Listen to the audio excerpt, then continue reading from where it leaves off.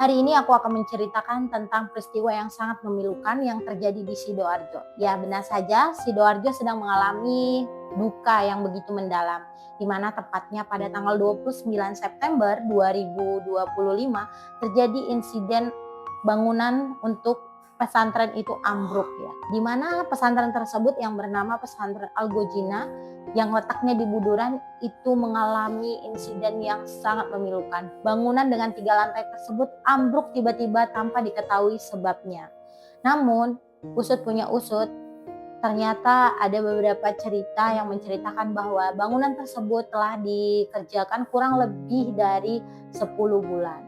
Dan di mana bangunan yang ketiga itu telah dilaksanakan pengecoran tepatnya pada jam 8 pagi hingga jam 12 siang pada tanggal 29 September 2025. Namun entah apa yang mengakibatkan insiden itu terjadi, tiba-tiba saja di jam 15.00 waktu Indonesia bagian Barat, bangunan tersebut ambruk dan anak-anak yang di dalamnya itu sedang melaksanakan ibadah sholat azhar berjamaah.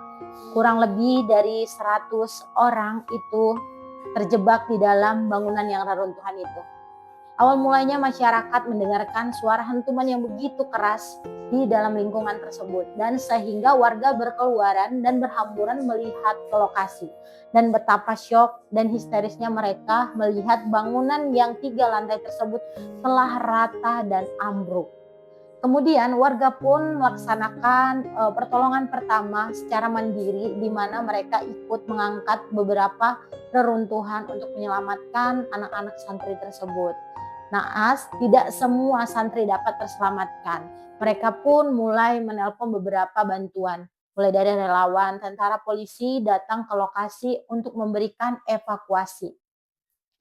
Terekam dari seorang relawan di mana ada 2 orang bocah atau anak yang sedang terjepit dan masih dapat berkomunikasi.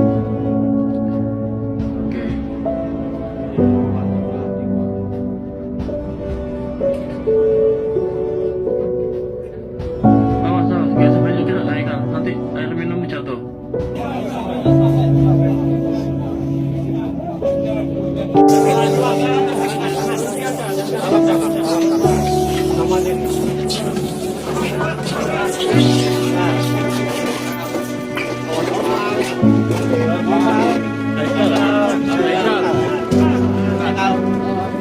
Hal tersebut sontak sangat memberikan pilu ya, memberikan pilu yang sangat mengharukan, di mana anak itu kurang lebih berusia 16 tahun dan yang satunya masih kecil dari 16 tahun itu tidak diketahui. Itu mengatakan bahwa kondisinya saat itu sedang terjepit dan bagian perutnya itu sangat sakit. Dan yang satunya mengatakan bahwa badannya itu sakit semua. Dan evakuasi tidak bisa dilakukan begitu saja karena di mana untuk kondisi peristiwa tersebut beberapa runtuhan bangunan itu saling berkesinambungan dan jika diangkat asal-asalan maka akan menimbulkan korban jiwa baru. Jadi membutuhkan strategi dan alat-alat bantu yang lebih profesional untuk dapat mengevakuasi para korban tersebut.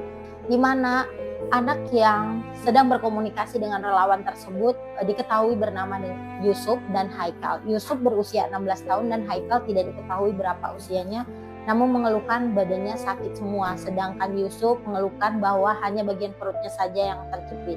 Kemudian dari data yang sudah ditetapkan terkait jumlah korban yang telah diberitakan saat ini dari sosial media maupun dari media yang berada di Sidoarjo, yang pertama itu ada 95 dari santri yang telah diketahui identitasnya, di mana ada 3 rumah sakit yang telah merawat dari para korban. Yang pertama rumah sakit daerah Sidoarjo 34 jiwa, kemudian ada rumah sakit Siti Hajar 38 jiwa, kemudian rumah sakit Delta Surya 4 jiwa, dan yang paling berduka ya ada 3 korban yang telah dinyatakan meninggal dunia, di mana 3 korban ini adalah Maulana Alfa 15 tahun, Muhammad Masudo 14 tahun, kemudian Muhammad Soleh 22 tahun. untuk para korban ini masih akan terus bertambah. Namun untuk beberapa hari yang telah berjalan itu hanya sisa beberapa saja yang masih merespon, yaitu termasuk Yusuf dan Haikal yang 2 orang ini, yang dimana mereka sudah dievakuasi pada tanggal 2 Oktober hari ini.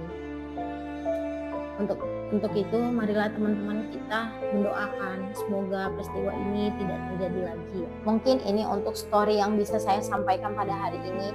Untuk kalian yang ingin mendengarkan story atau berita terupdate politik, komedi, horor ataupun cerita-cerita storytelling lainnya, kalian jangan lupa subscribe, share, like, dan komen ya. Dan menurut kalian, apakah insiden ini terjadi atas dasar kuasa Tuhan atau memang ada kesalahan dalam unsur pengerjaannya? Kalian bisa komen di bawah ini dan kalian juga bisa berikan masukan. Semoga dari cerita dan berita yang saya sampaikan ini memberikan makna, karena di setiap cerita itu memberikan makna, di setiap makna memberikan suatu kisah. Terima kasih. Salam dari SHL. Jangan lupa like, share, dan komen. Oke?